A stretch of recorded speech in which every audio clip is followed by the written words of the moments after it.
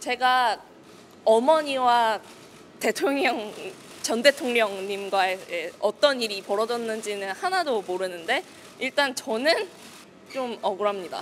제가 모든 특혜를 받았다고 하는데 사실 아는 사실이 별로 없기 때문에 저도 계속 이거를 퍼즐을 맞추고 있는데도 사실 잘 연결되는 게 없을 때도 있습니다. 저도. 박근혜 전 대통령이랑 전화하신 거 맞으세요?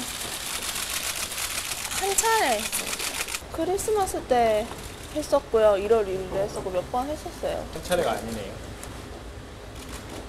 한 두세 차례 됩니다. 제가 검찰 조사에도 그렇게 말씀드렸고 법원에서도 그렇게 말씀드렸어요. 예. 박근혜 전 대통령이 사실은 예. 그 누구랑 대화를 할 때 상당히 낯을 가리는 사람입니다. 예. 그런 점에서 본다면 저는 박근혜 전 대통령이 정유라 씨하고 뭐 전화해서 뭐 이게 어떻고 저게 어떻고 얘기했을 거라고 생각 안 하고 그래서 본인이 얘기했잖아요. 그러니까 1월 1일 크리스마스 때 어머니 최순실 씨가 전화할 때 잠시 인사하라고 해서 바꿔준 정도인데 그걸 가지고 박근혜 전 대통령과 정유라 씨가 두세 차례 통화했다라고 하는 건 너무나 큰 과장이다. 언론 표현이 과장됐다. 표현뿐만 아니고 검찰의 그런 설명도 알겠습니다. 과장된 것이다 이렇게 봅니다.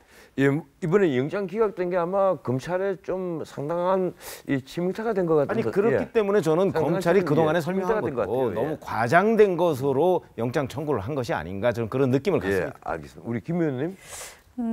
진실은 침몰하지 않습니다. 지금 검찰의 그 기소를 하기 위한 내용이 수사가 좀 미진해서 또는 재판부의 판단이 뭐 좀 차이가 있어서 구속영장이 기각됐지만 정유라 씨로부터 비롯된 국정농단의 사실은 존재하는 겁니다. 그리고 나쁜 사람이라고 대통령이 지시까지 해서 결국은 그 부처에서 한직으로 밀리고 그만두게 된 과정이 있고 그다음에 말과 관련돼서 삼성과 연관된 것은 이미 다 백일화에 드러났습니다. 그래서 제가 볼 때는 구속 상태로 가지 않은 구속 상태가 아닌 불구속 상태에서 수사를 계속 받겠고 재판도 이어질 거라고 본다면 정유라 씨의 저런 그 앞뒤가 안 맞고 거짓말하는 것이 순간은 좀 모면할 수 있지만 진실은 밝혀질 거라고 봅니다. 또 하나 제가 정정하겠습니다. 이게 박 전 대통령과 삼성 그리고 정유라의 관계 이게